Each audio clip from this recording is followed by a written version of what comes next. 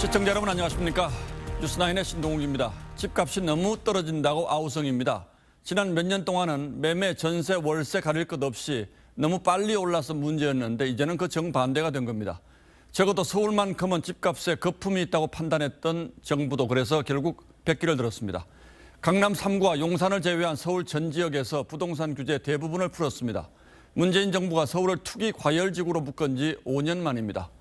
연초 발표를 서두르는 건 상황을 그만큼 심각하게 보고 있다는 뜻일 겁니다. 그리고 이제는 더 이상 물러설 곳이 사실 없습니다. 여기서 집값 폭락세가 어느 정도 진정되지 않으면 정부가 우려했던 부동산 시장 경착륙 가능성이 커지기 때문에 정부와 시장 모두 긴장하고 있습니다. 오늘 뉴스9은 정부가 발표한 부동산 규제 완화 대책 상세히 풀어서 설명해 드리겠습니다. 먼저 백대우 기자가 보도합니다. 정부가 새해 첫 주부터 적극 꺼내든 부동산 시장 활성화 대책은 규제 완화였습니다.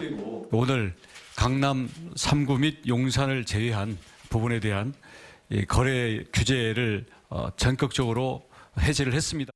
서울 전역을 비롯해 경기 성남과 과천 등 4곳이 투기 과열지구와 조정 대상 지역으로 묶여 있었는데 이번 조치로 강남 3구와 용산을 제외하곤 전국의 부동산 관련 족쇄가 5일부터는 다 풀리게 되는 겁니다.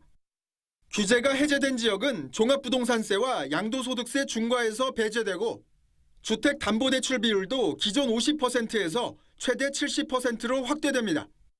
이와 함께 양도세 비과세를 위한 2년 실거주 요건도 폐지됩니다. 정부가 연초부터 강력한 규제 완화 카드를 꺼내든 건 얼어붙은 부동산 시장의 경착륙을 막기 위해서입니다. 한국부동산원에 따르면 작년 11월 말 기준 전국 미분양 주택은 58,027호에 달해 한 달 전보다 23% 늘었고 주택 거래량 누계는 1년 전에 비해 반토막 났습니다. 우리는 잘못을 보면 바로 잡으려 했고 옳지 않은 길을 가면 멈춰 섰으며 이번 조치는 부동산 경착륙 우려가 금융시장 등 다른 분야에 끼칠 악영향도 최소화하기 위한 것으로 분석됩니다. TV조선 백대우입니다.